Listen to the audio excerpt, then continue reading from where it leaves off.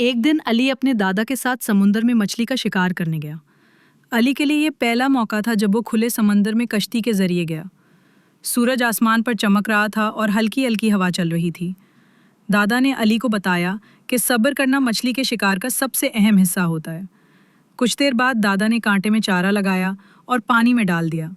अली भी गौर से सब कुछ सीख रहा था। अचानक कांटे में हरकत हुई और दादा ने झट से डोर खींची। एक बड़ी मछली फंस चुकी थी। अली खुशी से उछल पड़ा। दादा ने उसे सिखाया कि किस तरह आहिस्ता आहिस्ता डोर खींचकर मछली को कश्ती तक लाया जाता है। शिकार मुकम्मल होने के बाद दोनों ने किनारे पर वापस जाकर मछली को साफ किया और रात के खाने के लिए तैयार किया। अली ने उस दिन सिर्फ मछली का शिकार नहीं सीखा, बल्कि सब्र, मेहनत और कुदरत के साथ जुड़ने का तजुर्बा भी हासिल किया। ये दिन अली की ज़िंदगी का एक यादगार दिन बन गया, जो उसे हमेशा याद रहेगा।